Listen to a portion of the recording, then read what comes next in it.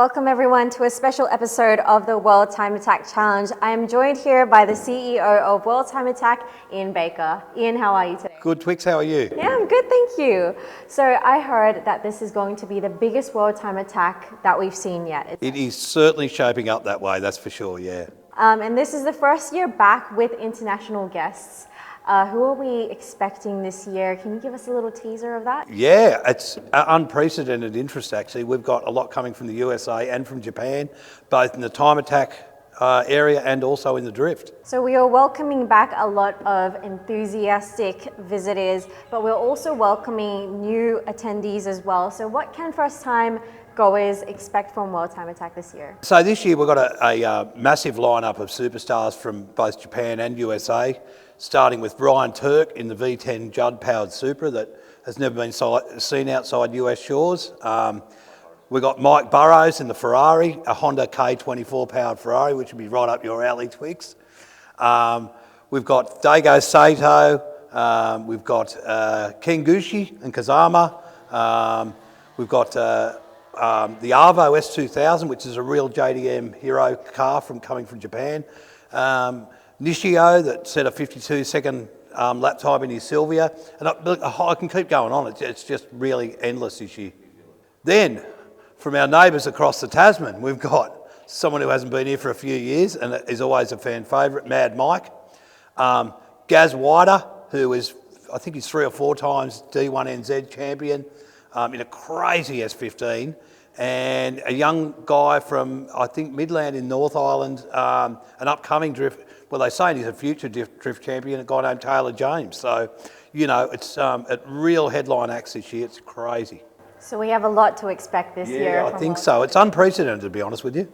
So we have seen a lot of changes to the competing cars this year during the testing season. Yep. Do you think that will shake up the competition a little bit in the Time Attack Challenge? Well, it's a little bit, it's heading a bit like, dare I say it, but it's a bit, a lot of the top teams think it's almost F1 because they're really keeping everything a secret. They don't even want us there with cameras now, you know. So we're hearing a lot of stuff that there's a huge jumps in performance gains, but again, no one will show us because they don't want everyone to see it. They're all going for the win now, so it's got really serious. For the audiences that are new to World Time Attack, how would you explain the different classes? Okay, so we start at the bottom with, originally Club Sprint was a street class, but that's got to the point now that, you know, a Club Sprint car on the AO52 street tyre does the same lap time, the top cars do the same lap time as like a 5 or 6-year-old Carrera Cup car on slicks. And then we go up to the open class, which is, they're allowed more lightweight. They've all got unlimited engine modifications. This year we've allowed sequential gearboxes into Club Sprint, simply because all the new cars are coming out with them, you know. Open class is a more open category, as the name suggests, but still no flat floors, so it's aero restricted. And then we go up to the pro classes, which are, you know, it's almost no holds barred. So for the people who are familiar with the World Time Attack Challenge, we know that it's not just about the Time Attack Challenge. What else can we expect at the event in September? So this year we've got a whole sold out trader area, and the effort that people put into these trade stands these days is, you know, like insane. It's all about upstaging the guy next door. We're doing something really special up on the dummy grid this year. We're celebrating 60 years of V12 Lamborghini. So we've got all the Lamborghinis there from the first Miura to the Countach, Diablo, Murcielago, right through to the latest SVJ, and they'll all be curated in a beautiful display in a tent with lights and so on. We're going to have Matt Hall's stunt plane on display. That'll be taking off on the main straight on Saturday, and yeah, a whole bunch of stuff. Like, I can just keep going on for hours. Right, so this is an event for all families, friends, for everyone. So this year also, we're going back to our old format, should I say, that we've run for 10 years, that we run in Time Attack during the day. But you will get a snippet of it at night, because on Saturday night we're going to run the shootout under lights, which is going to be really cool. So that's just the fastest 5 cars in each class. We'll run under lights. And then we run the Garrett International Drifting Cup up on the North Circuit on Saturday night, which has just been nuts. We've got all the internationals back. It's back on, you know. This is what we do. We've also got a whole new format for the Flying 500.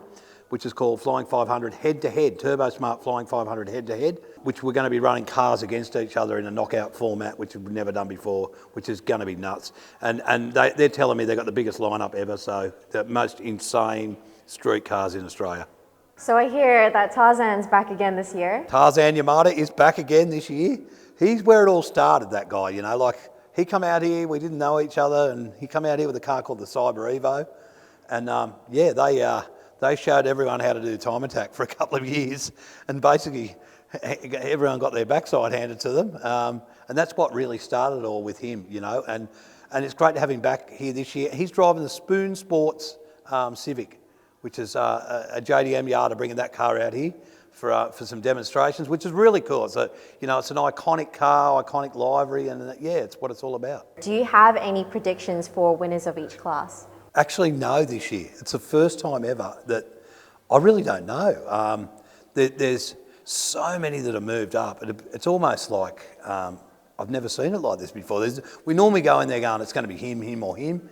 This year, it could be anyone, honestly. And there's, you know, some dark horses coming from America, like who knows how fast for us as Corvette is. It's never been here before, and it's only run on American tracks. You wouldn't know. It could be fast around this circuit. It might, a big powerful car like that, it might suit you, you know. So we don't know. It's it's really cool actually. So it's definitely something. It's definitely that you're gonna have to be here to see it, I reckon. Yeah. And for our international competitors, who are you looking forward to most seeing on the day? Honestly, I want to see Mike Burrows drive that Ferrari. I think it's such a cool story, and you know he's put so much effort into that car to make it comply to our rules, and he's never really driven on the track. I think I did one test day, and this is it. He's coming out here to compete internationally. Like, what a story, you know. Also, Ryan's V10 Super, of course, that's crazy. All of them, you know. It's there's no real favourite. They're just. Yeah, there's just a story behind every one of them, and it's just awesome, you know. It's always interesting to see international competitors come over and, you know, try their car for the first time on this track, whereas our local guests, they get to test on here multiple times. Well, I've been over to Tsukuba with an Australian team on more than one occasion. I know how hard it is to turn up at a, you know, foreign track, particularly for those guys, Japanese, where they don't speak English, and they're turning up to an English-speaking country with no idea, never been on the track before, and it's a challenge, I can tell you, you know. Not only are we going to have cars, but we're going to have planes as well. I heard that Matt Hall's Red Bull plane will be on display. Will we be seeing air demonstrations on the day as well? 100%. We're going to see it take off vertical off the main straight here on Saturday, and the rest of the time it's going to be on display for everyone to look at. We're going to have you know, Red Bull putting a display on up the dummy grid in front of the big tent there. We're going to have Mad Mike's car and a whole bunch of other stuff. So yeah, I'm really looking forward to that too. So we heard that your old friend Cole Pallison is going to be heading over from the States. What is he here to do at World Time Attack? Well, so Cole's driving the Öhlins-backed WRX in open class. And I don't know if anyone noticed in the loading photos, but the GTR was being loaded as well. And he's going to be driving that along with a very special guest that we can't talk about just yet. That car run in 2019 with the Chairslayer driving it in Pro-Am, and I think, and Cole driving in Pro. The big thing with that now, that car's really going to suit the slick tyre. They can run a much bigger tyre than what they were. It's a heavier car, so it's going to get a big advantage going to a slick tyre. So yeah, that'll be interesting to see too. So speaking about tyres, there have been tyre changes compared to the previous years. Yep. Could you explain a little bit more about that? Yeah, so we're going to for the first time ever, we're running a slick tyre we're running an open tyre policy in the Pro and Pro-Am classes, which means basically it's it's up to the competitor to decide which tyre suits their car and use it, you know, as they see fit, rather than us forcing you to use a tyre, which I think moving forward on a high downforce car is a much smarter way of doing it. We're also probably going to see lap times tumble with that because the slick, you know, from what I've been told, well, to start with, it's available in larger sizes. So, you know, the under-tired cars are now not going to be under-tired anymore. So we're going to see some really interesting stuff happening in September. So ticket sales have been flying out the door this year. Do you have any reason what has caused this?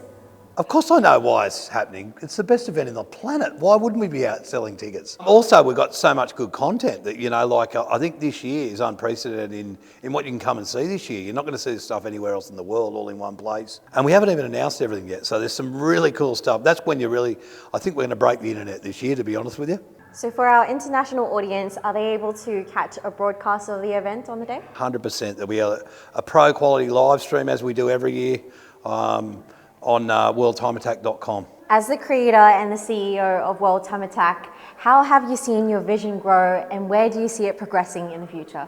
Well, we started from nothing and now we're here. So, look, it just keeps getting bigger every year, really. And you can see that in just the people that come in. The biggest thing, the smiles on dials, that's what we're all about. So, see you all in September. Thank you so much, Ian, for your time. And thank you, everyone, for watching. We'll see you in September.